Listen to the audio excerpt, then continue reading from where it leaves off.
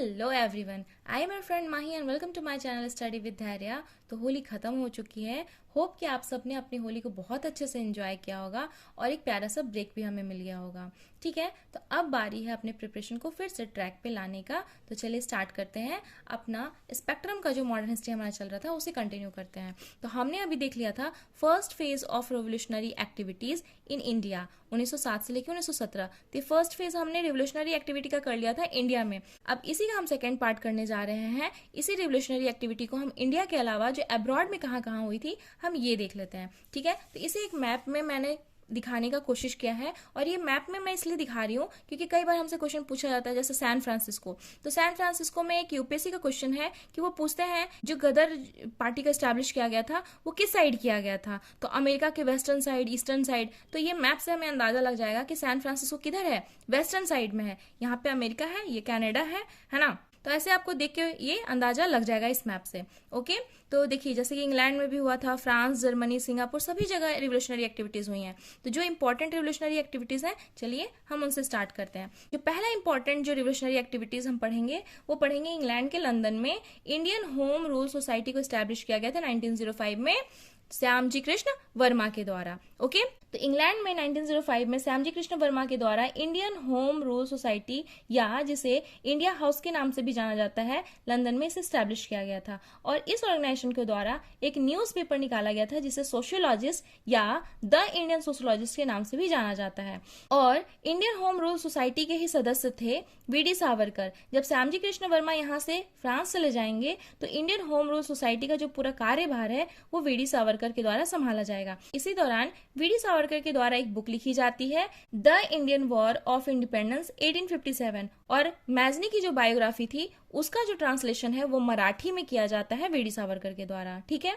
Indian home rule society के ही सदस्य थे मदन लाल ढींगरा। अगर आपको मदन लाल ढींगरा याद हो तो हमने पढ़ा था कि मदन लाल ढींगरा ने कर्जन वाली की हत्या कर दी थी लंदन में। 1 जुलाई 1909 को मदन लाल ढींगरा के द्वारा कर्जन वाली की हत्या कर दी जाती है और पुलिस को फिर ये पता चलता है कि जिस हथियार से मदन लाल ढींगरा ने कर्जन वाली को मारा है वो जो गन है वो वीडी सावरकर के द्वारा दिया गया था। तो वीडी सावरकर को अरेस्ट कर लिया जाता है। और वहां इंडिया में क्या होता है, वीडी सावरकर के जो बड़े भाई होते हैं जीडी सावरकर, उनको अरेस्ट कर लिया जाता है पुलिस के द्वारा, और जिसमें बहुत बड़ा हाथ होता है जैक्सन, जो कि नासिक का कलेक्टर होता है। तो फिर बाद में अनंत लक्ष्मण कन्हरे के द्वारा जैक्सन की हत्या कर दी जाती है गोली मार के। तो ये दोनों इंसिडेंट्स आपको ये पता चल गया होगा कि पहले ये मदन लाल ढींगरा वाला इंसिडेंस होता है, उसके बाद ये अनंत लक्ष्मण कन्हरे वाला। ठीक है, तो कई बार इसको सजाने भी देता है, तो आपको ये पता होना चाहिए क्योंकि दोनों तो 1909 में ही हुआ है। ठीक है, तो कंफ्यूजन अब बिल्कुल नहीं होगा। तो इस तरीके से मदन लाल ढींगरा के द्वारा कर्जन वाली की हत्या कर दी जाती है। ठीक है, अब ये इंग्लैंड का हो गया। नेक्स्ट है सैन फ्रांसिस्को में गदर पार्टी को स्टैब्लिश किया जाता है 1 नवंबर 1913। और 1 नवंबर 1913 के अलावा कहीं कहीं 15 जुलाई 1913 भी डेट देता है। तो चलिए इसके पीछे की कहानी को देखते हैं। ये दोनों डेट आपको ध्यान में रखना है। तो सैन फ्रांसिस्को में द गदर पार्टी को स्टैब्लिश किया जाता है जिसका ओरिजिनल नेम होता है Hindustan association of the Pacific coast. ठीक है, तो कहानी यह है कि 15 जुलाई 1913 को ना Hindustan association of the Pacific coast को ही स्टैब्लिश किया जाता है और इसी का नाम बाद में चेंज करके गदर पार्टी कर दिया जाता है, जो कि 1 नवंबर 1913 को किया जाता है।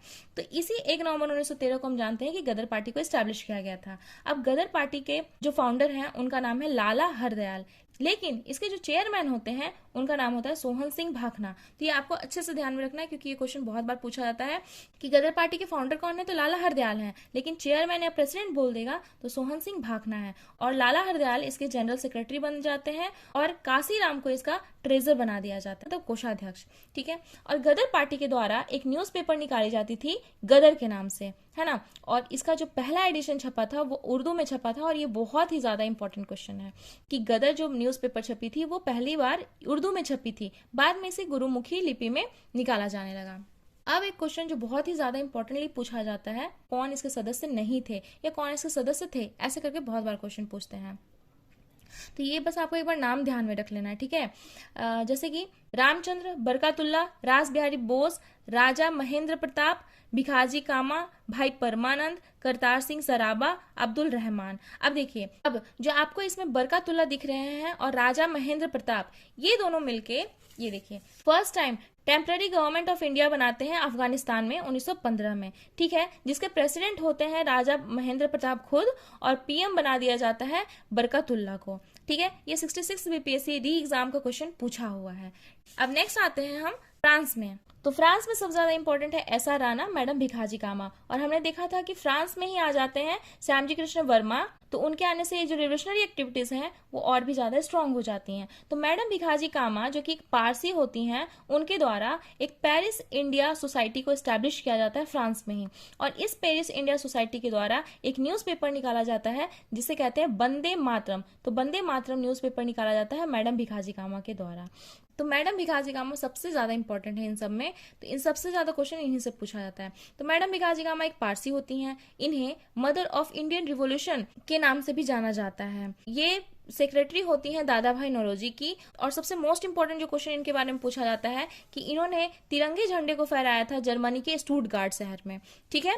तो मैडम भिखाजी कामा 22 अगस्त 1907 को जर्मनी के स्टुटगार्ट शहर में पहली बार इंडियन जो तिरंगा झंडा है उसे फहराती हैं। ये जो तिरंगा झंडा था वो आज के तिरंगे झंडे से अलग था, ये कुछ ऐसा दिखता था। तो मैडम भिखाजी कामा के बारे में मोस्ट इंपॉर्टेंट क्वेश्चन ऐसे ही पूछा जाता है। और ये जो लाला हरदयाल है, द गदर पार्टी वाले, वो वहां से जर्मनी आ जाते हैं, और लाला हरदयाल के साथ साथ वीरेंद्र नाथ चट्टोपाध्याय, भूपेंद्र नाथ दत्ता, ये सब मिलकर 1915 में Berlin committee for Indian independence को एस्टैब्लिश करते हैं जर्मनी में, ठीक है। तो जर्मनी की कैपिटल ऐसे भी बर्लिन होती है, तो Berlin committee for Indian independence याद रहेगा। तो जर्मनी में भी हो गया और फ्रांस में भी हो गया रिवोल्यूशनरी एक्टिविटीज। अब हम देखते हैं, अब मोस्ट इंपॉर्टेंट जो इंसिडेंट आता है वो कामागाटा मारू का आता है। कामागाटा मारू जो इंसिडेंट होता है 1914 में होता है।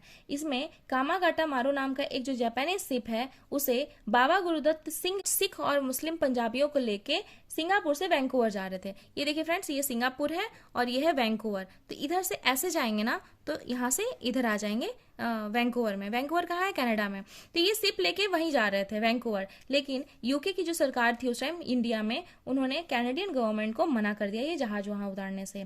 तो वापस ये लोग आ जाते हैं कलकत्ता में, जो बजबज नामक एक बंदरगाह है वहां पे, ठीक है। और यूके की गवर्नमेंट जो है जबरदस्ती इन सबको उतार के पंजाब भेज रही थी, और ये लोग जाना नहीं चाहते थे। तो ये मुठभेड़ होता है और बहुत सारे लोगों की इसमें जान चली जाती है। अब एक और जो लास्ट हम इंसिडेंट पढ़ेंगे वो होता है म्यूटिनी इन सिंगापुर। ये 15 फरवरी 1915 को होता है। इसमें पंजाबी मुस्लिम की 5th लाइट इन्फेंट्री और 36 सिख बटालियन जो है वो म्यूटिनी कर देते हैं सिंगापुर में 15 फरवरी 1915 को। तो ये इस तरीके से बहुत सारी जो रिवोल्यूशनरी एक्टिविटीज हैं जो इंडिया के बाहर हो रही थी। तो ये फर्स्ट फेज होता है अब्रॉड में रिवोल्यूशनरी एक्टिविटीज का। तो हो फ्रेंड्स कि आपको ये मेरा ये जो वीडियो है वो पसंद आया हो। अगर पसंद आया हो तो बिल्कुल लाइक शेयर एंड सब्सक्राइब करें। Thank you.